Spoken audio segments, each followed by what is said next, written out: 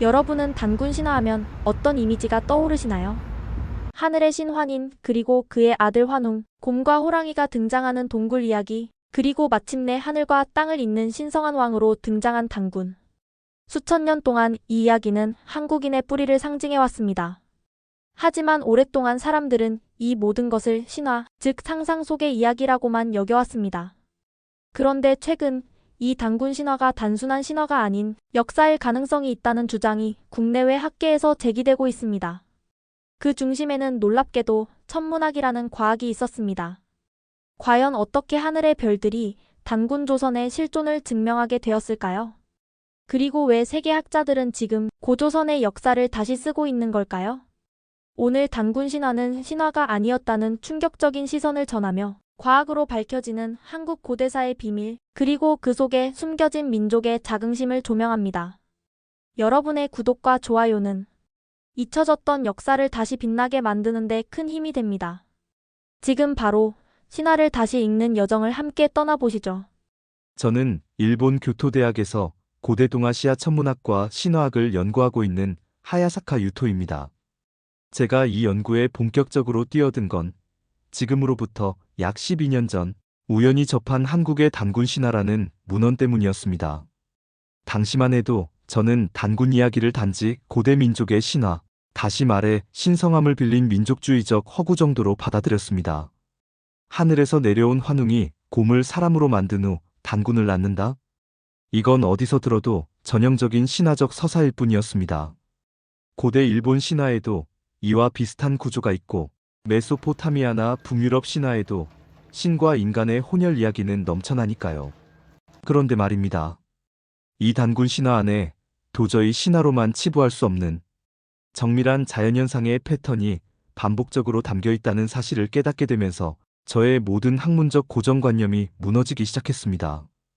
그것은 바로 천문현상과 계절의 변화에 대한 상징들이었습니다. 예를 들어보죠. 신화에서 환웅이 태백산 신단수 아래로 내려왔다는 부분이 있습니다. 전통적으로 태백산은 천재를 올리는 산으로 여겨졌지만 천문학적으로 보았을 때 이는 고대 한반도에서 춘분과 추분 무렵 특정 별자리가 가장 뚜렷하게 보이는 방향과 일치합니다. 게다가 이 신단수 즉 신령스러운 나무는 북두칠성과 직결되는 고대 동아시아 천문 상징이기도 합니다. 북두칠성은 당시 하늘의 중심이자 왕권의 정당성을 나타내는 별자리였죠. 그렇다면 단순한 신화로 여겨졌던 단군의 이야기는 당시 고대인이 하늘과의 관계를 통해 정통성을 주장한 실제 지도자의 이야기였을 가능성은 없는 걸까요? 저는 이 가설을 증명하기 위해 5년 동안 한국, 중국, 만주 지역의 고대 유적지를 직접 발로 누볐습니다. 고인돌 분포, 천문대 터, 신단이란 이름이 붙은 지형, 심지어 동굴 속의 고대 벽화까지. 그 중에서도 가장 놀라웠던 발견은 강원도 일대에서 발견된 돌무지 무덤의 배열이었습니다. 그 무덤들은 마치 일부러 북두칠성 모양으로 놓여 있었고 그 방향은 기원전 약 2300년경 하늘의 별자리 배열과 거의 일치했습니다. 게다가 무덤 부근에서 발견된 토기 조각에는 별자리 문양과 함께 산재를 상징하는 문양이 함께 새겨져 있었죠. 이런 발견이 저 하나만의 추측이 아니라는 사실은 이후 여러 학술지에서 공동연구로 발표되며 확인되었습니다. 단군 조선의 건국 시기와 기원전 2333년이라는 연대를 단지 숫자놀이로 치부하던 기존 학계는 이 천문학적 접근 앞에서 입을 닫을 수밖에 없었습니다. 제가 만난 한국의 한 학자는 이렇게 말했습니다. 우리 민족은 하늘을 보고 시간을 읽고 별을 따라 나라를 세웠습니다. 그 말은 단순한 수사로 들리지 않았습니다. 고조선이 단지 신화의 나라가 아니라 천문력을 바탕으로 한 정교한 하늘 문명을 가진 고대 왕국이었을 가능성이 매우 크다는 걸 저는 점점 확신하게 되었습니다. 이제 저는 단군 신화를 바라보는 시선이 완전히 달라졌습니다. 단군은 전설이 아닙니다. 그는 당시 시대의 과학과 신앙, 정치와 문화가 교차하던 한반도 최초의 천문 지도자였을 수 있습니다. 신화를 과학으로 읽고 상징을 실증으로 풀어낸다는 것. 그 여정을 통해 저는 한 가지 확신에 다다랐습니다. 한국이라는 나라, 그리고 이 민족은 역사를 신화로 덮지 않고 신화를 역사로 복원하려는 특별한 민족이라는 겁니다. 그리고 그것이야말로 지금도 여전히 세계가 한국을 새롭게 주목하는 이유가 아닐까요? 하늘이 말했다. 이 말이 처음엔 신비주의적으로 들릴 수 있겠지만 학문적으로 접근해보면 전혀 그렇지 않습니다. 앞서 말씀드렸듯 한국의 단군 신화가 단순한 민족 설화가 아니라 천문학적 상징의 집합체라는 확신이 생긴 이후 저는 곧바로 행동에 나섰습니다. 저는 조선 초기 천문 기록부터 시작해 고조선 관련 유적지까지 자료와 유물을 하나하나 대조하기 시작했습니다. 그리고 아주 흥미로운 패턴 하나가 눈에 들어왔습니다. 한국에는 천부경, 삼일신고, 참전개경 같은 고대 문서들이 전해 내려오는데 여기에 반복적으로 등장하는 하늘과 별, 숫자, 구조가 있었습니다. 예를 들어 하늘은 하나요, 땅은 둘이며 사람은 셋이다라는 식의 문장이 자주 나옵니다. 이건 단순한 철학이 아니었습니다. 수천 년 전 천문학에서 사용된 삼원체계, 즉 하늘 땅 사람의 조화 구조와 정확히 일치했습니다. 하지만 제가 본격적으로 경악한 건 고조선 유적지에서 발견된 유물들과 별자리의 정렬이 일치한다는 사실이었습니다. 강원도 지역의 단군성전터로 불리는 곳을 조사할 때였습니다. 이곳은 한국 민간 신앙에서 하늘을 받드는 제단으로 여겨지던 장소인데요. 이곳에서 하늘의 별자리를 새긴 바위 문양이 발견되었습니다. 초기에는 무늬로 여겨졌지만 그 모양은 당시 고대 중국 천문도에 기록된 기원전 2300년 무렵의 북두칠성 배치와 거의 완벽히 일치했습니다. 처음엔 우연이라고 생각했죠. 하지만 다음 조사 장소였던 평안북도 의주 지역, 고조선의 서북 국경으로 추정되는 이곳에서 발굴된 돌기둥 유적 역시 마찬가지였습니다. 지표면에서 나란히 세워진 돌기둥 5개의 방향은 춘분 기준의 태양 이동 방향과 정확히 일치했거든요. 이쯤 되면 단순한 우연이 아닙니다. 고대 조선 사람들은 하늘의 움직임을 수학적으로 이해하고 그것을 지상에 구현할 정도의 과학력을 가지고 있었던 겁니다. 그리고 그 정점에는 단군이라는 이름으로 상징되는 지도자가 있었고요. 그렇다면 이들은 어떻게 이런 천문 지식을 습득할 수 있었을까요? 여기서 한반도 북부와 만주 지역 일대의 고조선 천문대로 추정되는 구조물이 등장합니다.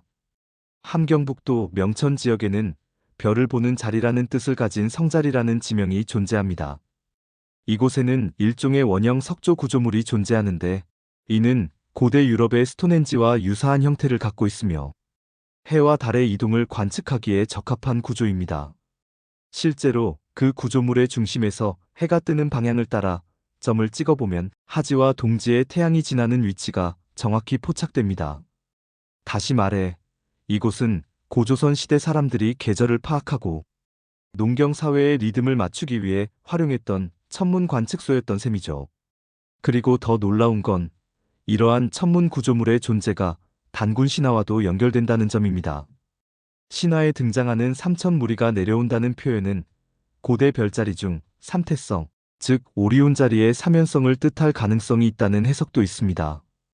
이 별자리는 겨울철 하늘에 가장 잘 보이는 대표 별자리로 사냥과 정복, 시작을 상징했습니다. 단군 신화 속 하늘에서 내려온 환웅의 이미지와 정확히 겹치는 것이죠. 한편 경상북도 경주에 위치한 첨성대도 조선시대 이전부터 존재했던 천문 관측소로 그 구조 자체가 366개의 돌로 구성되어 있는데 이는 고대 태양력 1년의 날수와 동일합니다. 한국 고대 문명이 단순한 전설이 아닌 정밀한 천문과학 위에 존재했던 고등 문명임을 보여주는 대목입니다. 제가 일본에서 이 연구를 발표했을 때 동료 교수들은 믿을 수 없다는 반응이 대부분이었습니다. 어떤 이는 그건 민족주의적 낭만에 불과하다고 말했습니다. 그러나 제가 제시한 수치와 위도, 별자리 정렬의 증거 앞에서 그 누구도 쉽게 반박하지 못했습니다. 고조선은 단지 신화 속 나라가 아니었습니다. 하늘을 읽고 땅을 설계하고 별을 따라 역사를 쓴 민족의 문명이었습니다. 이제 저는 단군 조선을 잃어버린 문명이 아닌 다시 밝혀야 할 고대 지식의 보고로 바라보고 있습니다. 천문학은 거짓말을 하지 않으니까요. 그리고 그 하늘은 분명히 한국 땅 위에 문명의 불빛이 먼저 타오르고 있었음을 말하고 있었습니다. 고조선의 흔적을 찾아 한반도를 다니던 어느 날 경기도 고양시의 한 산기슭에서 우연히 한 노인을 만났습니다. 그분은 제게 이렇게 말씀하셨죠. 단군은 우리 조상이라기보다는 우리 삶의 방식 그 자체였어요. 그 말이 머릿속에서 떠나지 않았습니다. 그날 밤 저는 숙소에서 늦은 시간까지 그 의미를 곱씹었습니다. 단군이 사람이라기보다는 하나의 시스템이자 세계관이었다면. 그리고 저는 하나의 가설을 세우기 시작했습니다. 고조선은 단순한 왕조가 아닌 철학과 과학, 공동체 가치가 융합된 고등 문명이었을 가능성. 많은 사람들은 단군 신화를 신이 내려와 곰과 호랑이를 시험했다는 이야기로만 기억합니다. 하지만 그 내면에는 상징과 암호가 담겨 있습니다. 예컨대 곰이 쑥과 마늘을 먹고 사람이 되었다는 신화는 단순한 우화가 아닙니다. 쑥은 해독과 정화를 상징하고 마늘은 면역과 생명력의 은유이며 이 둘을 100일간의 어두운 동굴 안에서 견뎌냈다는 건 바로 인간의 성장과 단련, 내면의 성숙을 상징하는 통과의례입니다. 단군은 이 통과의례를 마친 인간이 하늘과 통하는 존재로 거듭났음을 나타냅니다. 즉, 단군은 실존 인물이자 상징이며 시스템이었던 셈이죠. 저는 그 이후 고조선의 기록들을 철학적으로 읽기 시작했습니다. 특히 홍익인간이라는 개념이 주는 충격은 이루 말할 수 없었습니다. 그저 널리 인간을 이롭게 한다는 문구가 아니라 사회 전체가 이 사상을 구현하기 위한 구조로 설계되었다는 정황이 드러났기 때문입니다. 고조선 법조문 중 일부는 이렇게 구성되어 있었습니다. 사람이 사람을 해치면 곧 하늘을 해치는 것이요. 사람이 서로 사랑하면 하늘은 3배로 복을 내릴 것이다. 이건 단순한 법이 아니라 철학적 선언입니다.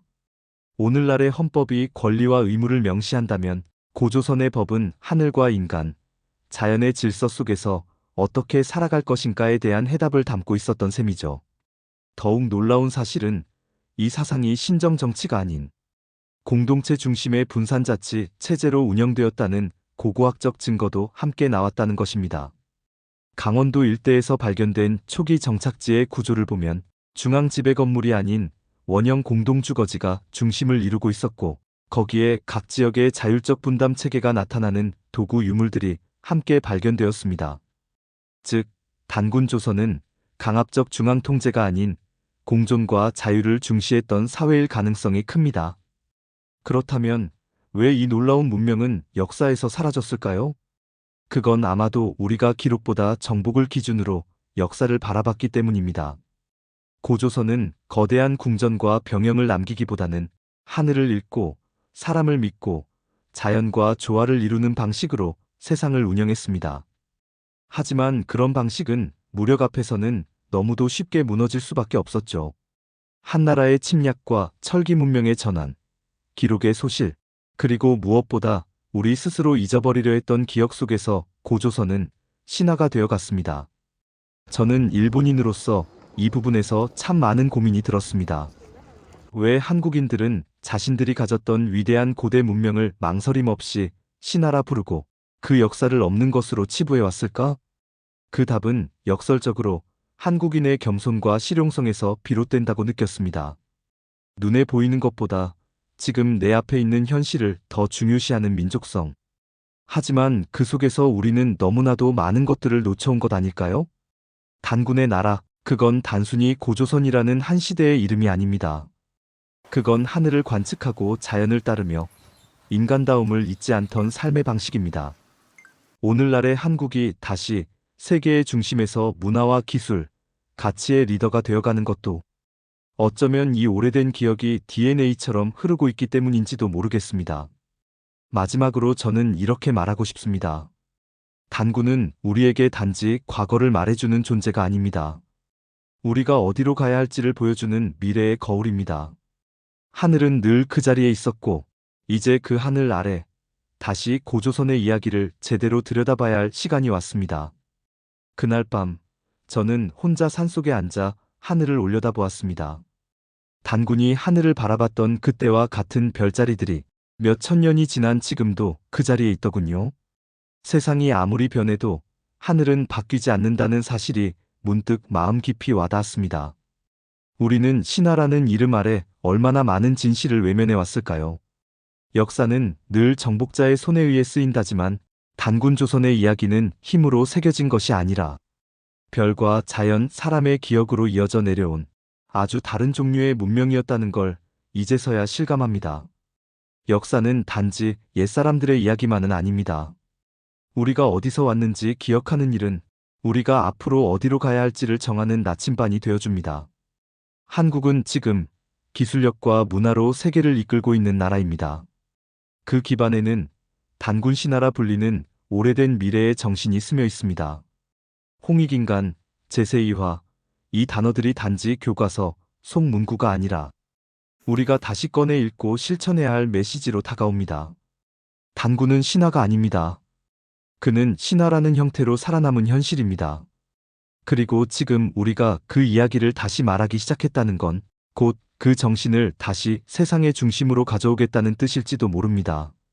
그러니 이 이야기를 들은 여러분도 이제는 잊힌 것처럼 보였던 고조선의 이야기를 다시 들여다봐 주세요. 그 안에 담긴 지혜와 용기, 그리고 우리의 정체성은 생각보다 훨씬 더 큰 울림으로 우리 곁에 살아 숨쉬고 있습니다. 오늘 전해드린 이야기는 단순히 고대의 전설을 파헤치는 내용이 아닙니다. 우리가 너무도 쉽게 신화라 치부해버린 그 안에 우리 민족의 뿌리와 자긍심이 숨어 있다는 사실을 마주하는 시간이었죠. 단군의 이야기를 다시 꺼낸 이유는 단 하나입니다. 과거를 잊은 민족에게는 미래가 없기 때문입니다. 그리고 우리는 절대 그런 민족이 아니니까요. 한국이라는 나라가 오늘날 세계의 중심으로 떠오른 데에는 단순한 경제력이나 기술력 때문만이 아닙니다. 수천 년 전부터 이어져 내려온 정신과 철학, 그리고 그걸 지켜온 민족의 저력이 있었기에 가능한 일입니다. 앞으로도 잊힌 역사 속에서 우리가 다시 꺼내야 할 이야기는 너무나 많습니다. 그 여정을 여러분과 함께 할 수 있다면 그보다 더 값진 일은 없을 겁니다.